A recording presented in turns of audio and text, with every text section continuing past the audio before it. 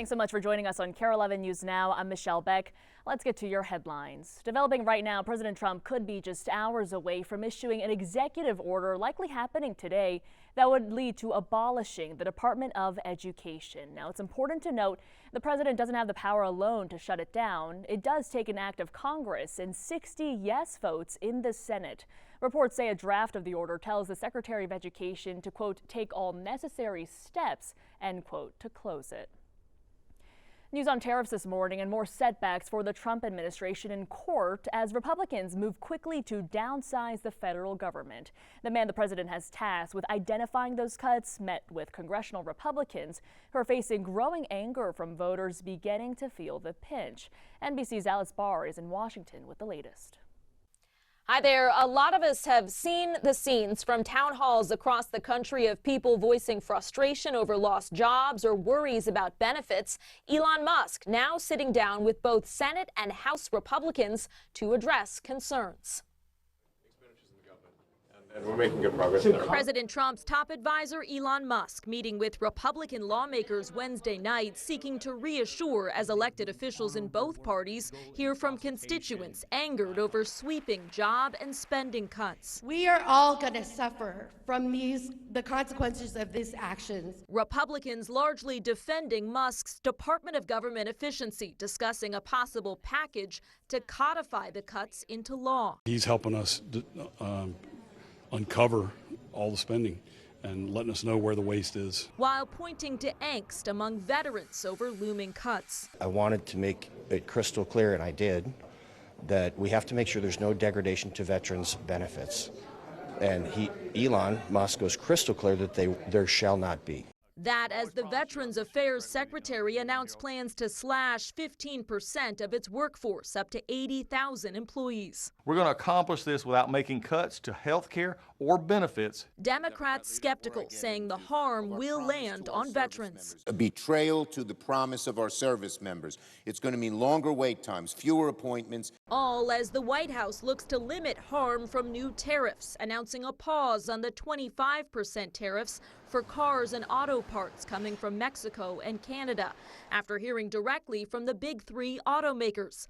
But it's just a 1-month exemption before President Trump wants reciprocal tariffs on a broad swath of U.S. trading partners to kick in. Many American businesses bracing for a blow. It's anticipated that the spring sales will be down significantly. President Trump adamant short-term pain will be worth long-term gains for the U.S. economy. In a pair of legal setbacks for the Trump administration, the Supreme Court rejected a bid to freeze $2 billion in foreign aid payments to USAID contractors for work that's already done, while a federal civil service board ordered the Department of Agriculture to temporarily reinstate more than 5,000 fired probationary workers. In Washington, I'm Alice Barr. Back to you. Developing this morning, 15 people are hurt after 2 South Korean fighter jets accidentally dropped 8 bombs on a village. It happened during a joint exercise with U.S. fighter jets today. South Korean officials say the bombs were dropped outside the shooting range the planes were practicing on. Several homes and a church were destroyed, according to witnesses. Right now, exactly what happened is being investigated. In Minneapolis this morning, snow emergency day 2 parking rules are in effect. So make sure you move your car off the even side of streets that are not snow emergency routes. Also, make sure you're not parked on parkways. Otherwise, you could be ticketed or towed. Tomorrow, on the final day of the snow emergency, avoid the odd side of the street. In St. Paul, crews are plowing the day routes right now, so make sure your car isn't parked where it shouldn't be. But in the Payne Phalen and Highland Park neighborhoods, there are new rules in place. Right now, the city is testing a weekly one-sided parking cycle. For those areas, it's an even-odd parking schedule every week instead of a daily swap. This week is an even week, which means through Sunday there is no parking on the side of the street with odd-numbered addresses.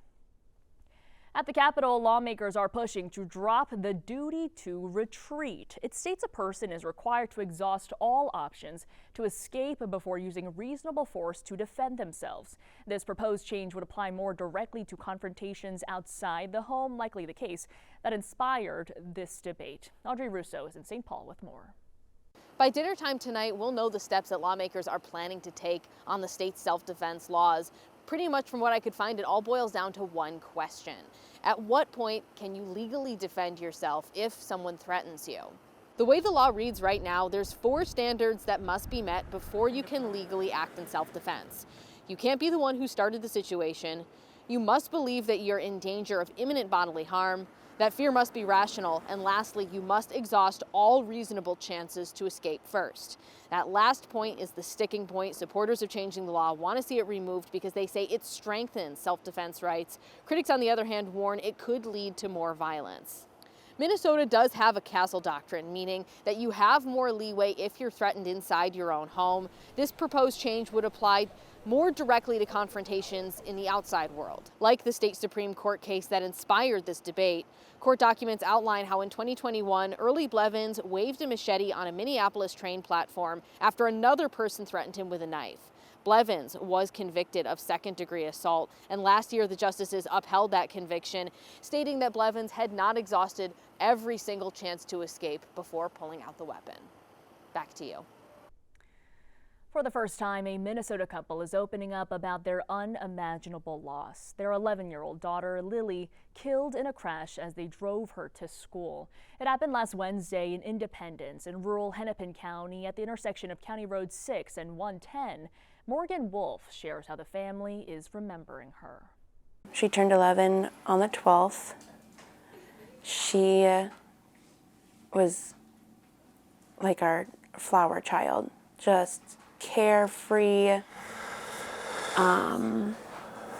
didn't have a mean bone in her body. A flower child with a name to match.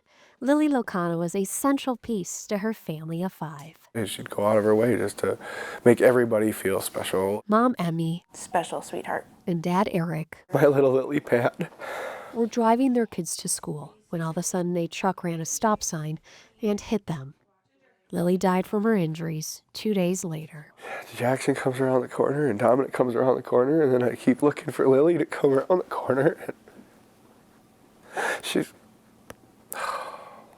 Her impact in those 11 years is immeasurable, cherished through little moments. We recently went to the Pink concert. That was her very first concert, and she absolutely loved it. Yeah. It's fortunate we had the memories we had. I'm really, sad that we don't get any more. The absence of her joy is abundant, yet her legacy is blossoming through her organ donations. She always loved to help, and she's helping so many people right now. Our tragedy turned 5 other tragedies into hope.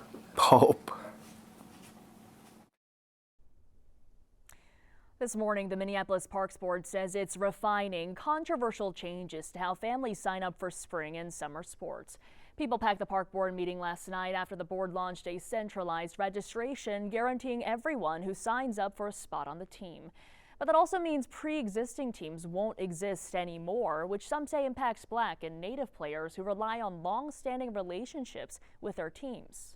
Imagine having to sit your children down and say, hey, your coach can't coach you anymore. Mm-hmm. The person you've been learning from, that father figure, those brothers, you don't get to play with them anymore. They're about to assign you to some strangers, and we just gotta hope for the best in the end. The park board president said in a statement that he appreciates the feedback and that the board is working to make the process more meaningful for everyone. Developing this morning, Novo Nordisk says it'll cut the price of its popular Wegovy drug used for weight loss. This comes after a similar move by Zepbound maker Eli Lilly. Nordisk said it will drop prices 23% for all doses of Wegovy. The new monthly price of $499 down from $650 takes effect immediately. Novo said the new pricing is available to both the uninsured and people with insurance that does not cover drugs. Last week, Eli Lilly said it would cut the monthly price of its starter dose of Zepbound to $349. Larger doses will be available for $499 through its self-pay program. Wegovy and Zepbound are part of a GLP-1 class of treatments that have shown unprecedented results in helping people shed weight by decreasing appetite and boosting feelings of fullness. Stick with us. More news and weather is coming up on KARE 11 News Now.